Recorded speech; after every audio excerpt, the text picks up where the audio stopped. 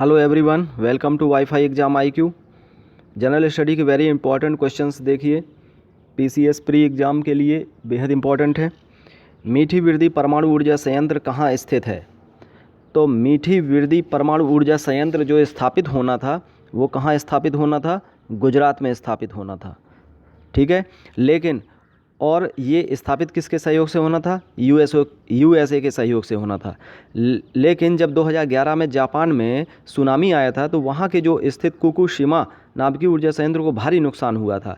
इसी को देखते हुए फिर भारत में भी समुद्र के पास परमाणु ऊर्जा संयंत्र लगाने के लिए विरोध हुआ था कि यहाँ पर भाई परमाणु ऊर्जा संयंत्र समुद्र में ना लगाया जाए। तो मीठी बिरदी जो परमाणु ऊर्जा संयंत्र का काफ़ी विरोध होने पर सरकार ने फिर इसको हमेशा के लिए बंद कर दिया कि अब यहाँ स्थापित नहीं होगा।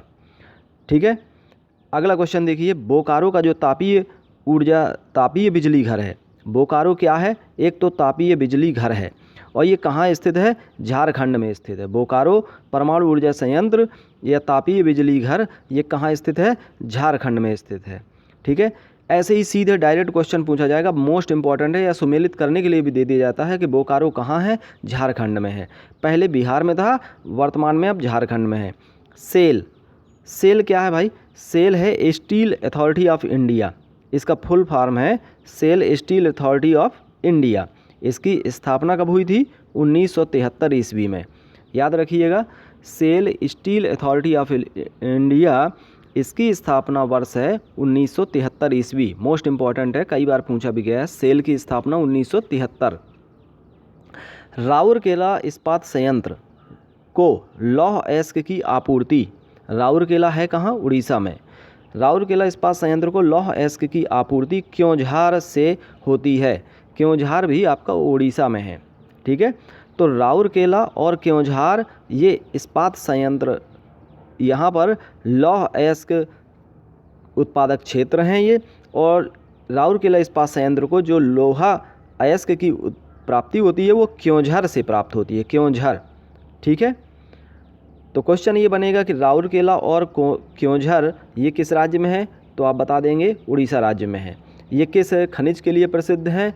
तो आप बता देंगे लौह अयस्क खनिज के लिए प्रसिद्ध है। आपसे पूछा जाए कि राउरकेला इस्पात संयंत्र को लौह अयस्क की प्राप्ति कहाँ से होती है? तो क्योंझार से प्राप्त होती है।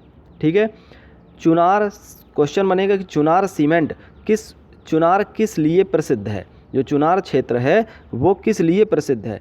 तो चुनार क्षेत्र सीमेंट उद्योग के लिए प्रसिद्ध है। अगला क्वेश्चन है, सहकारिता क्षेत्र में भारत का सबसे बड़ा उर्वरक कारखाना कहाँ स्थित है, कहाँ स्थापित हुआ? तो सहकारिता के क्षेत्र में भारत का सबसे बड़ा उर्वरक कारखाना फूलपुर उत्तर प्रदेश में स्थापित हुआ था, या फूलपुर उत्तर प्रदेश में स्थापित है। ठीक है, 1818 ईस्वी में पहला सूती वस्त्र कारखाना कहाँ स्थापित हुआ था? तो ये पश्चिमी बंगाल के फोर्ट ग्लास्टर में स्थापित हुआ था। यानी कि सूती वस्त्र कारखाना पश्चिमी बंगाल के फोर्ट ग्लास्टर में स्थापित या शुरू हुआ था। सबरीमाला कहाँ स्थित है? सबरीमाला केरल राज्य में स्थित है। सबरीमाला केरल राज्य में स्थित है। अगला क्वेश्चन इंपॉर्टेंट है, मर्मुगाओ बंदरगाह कहाँ है? मर्मुगाओ बंदरगाह गोवा में है और गोवा में एक जुआरी नदी है, उसकी एस्चुरी पर स्थित है, उसके ज्वार नदमुख पर स्थित है। यानी कि ज्वार नदमुख उसे कहते हैं जहाँ जैसे नर्मदा और ताप्ती नदियाँ ज्वार नदमुख बनाती हैं, क्योंकि ये सीधे समुद्र में गिर जाती हैं, डेल्टा का निर्माण नहीं करती, तो उस जगह को एस्चुरी कहते हैं। ठीक है, मर्मुगाओ बंदरगाह, पहला क्वेश्चन, मर्मुगाओ बंदरगाह कहाँ स्थित है? गोवा में स्थित है। गोवा के जुआरी नदी, गोवा में कौन सी नदी है? जुआरी नदी, और मांडवी नदी भी है। तो गोवा में जो जुआरी नदी है उसकी एस्चुरी पर स्थित है ये मर्मुगाओ बंदरगाह।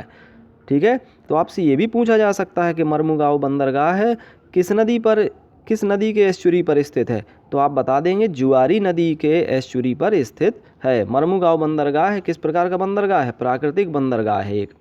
ठीक है, बरकिंघम नहर किस राज्य में स्थित है?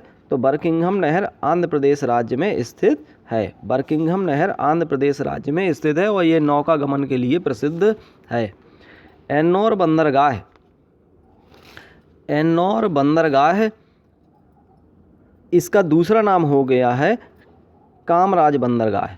एन्नौर बंदरगाह का दूसरा नाम है कामराज बंदरगाह और यह देश का प्रथम सबसे बड़ा कंप्यूटराइज्ड व निगमित बंदरगाह है। तो अगर पूछा जाए कि देश का प्रथम सबसे बड़ा कंप्यूटराइज्ड और निगमित बंदरगाह कौन सा है, तो ये एन्नौर बंदरगाह है। एन्नौर बंदरगाह का दूसरा नाम है कामराज बंदरगाह। ठीक है। सागरमाला परियोजना क्या है? तो सागरमाला परियोजना सन 2015 में लॉन्च हुई थी और इसका मकसद था कि तटीय क्षेत्रों में बंदरगाहों का विकास करना। ठीक है, बंदरगाहों को सारी सारी सुविधाओं से लैस करना। तो सागरमाला परियोजना 2015 है और इसी तरह सागरमाला का है बंदरगाहों का विकास, और एक और आई थी भारतमाला परियोजना, वो भी 2015 में है। उसका उद्देश्य भी यही था कि राष्ट्रीय राजमार्गों का विकास करना। ठीक है, वो सड़क से संबंधित है, ये बंदरगाहों से संबंधित है। सेतु समुद्रम परियोजना किनको जोड़ती है? तो सेतु समुद्रम परियोजना पाक खाड़ी और मन्नार की खाड़ी को जोड़ती है। पाक खाड़ी और मन्नार की खाड़ी को जोड़ती है। बैलाडीला से प्राप्त होने वाला जो लौह अयस्क है वो विशाखापट्टनम बंदरगाह से निर्यात किया जाता है। क्वेश्चन बनता है कि बैलाडीला से प्राप्त होने वाला लौह अयस्क, यानी कि बैलाडीला, पहली बात तो ये जान लीजिए, लौह अयस्क के लिए प्रसिद्ध है। बैलाडीला किसके लिए प्रसिद्ध है? लौह अयस्क के लिए। और ये इस लौह अयस्क का जो निर्यात है वो किस बंदरगाह से किया जाता है? तो ये विशाखापत्तनम बंदरगाह से किया जाता है। पारादीप बंदरगाह कहाँ है? पारादीप बंदरगाह आपका उड़ीसा में है।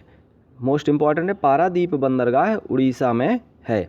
जवाहरलाल नेहरू बंदरगाह कहाँ है? महाराष्ट्र में है। जवाहरलाल नेहरू बंदरगाह कहाँ है? महाराष्ट्र। साल की लकड़ी का उपयोग किस क्षेत्र में होता है? साल की लकड़ी का उपयोग रेलवे स्लीपर बनाने में होता है। मर्मुगांव पत्तन कहाँ है? गोवा में है। ठीक है, मर्मुगांव पत्तन कहाँ पर है? गोवा में है। नेक्स्ट वीडियो में आपसे फिर मुलाकात होगी। नमस्कार, और इस चैनल को ज़रूर सब्सक्राइब कर लीजिए जिसका नाम है वाईफाई एग्जाम IQ।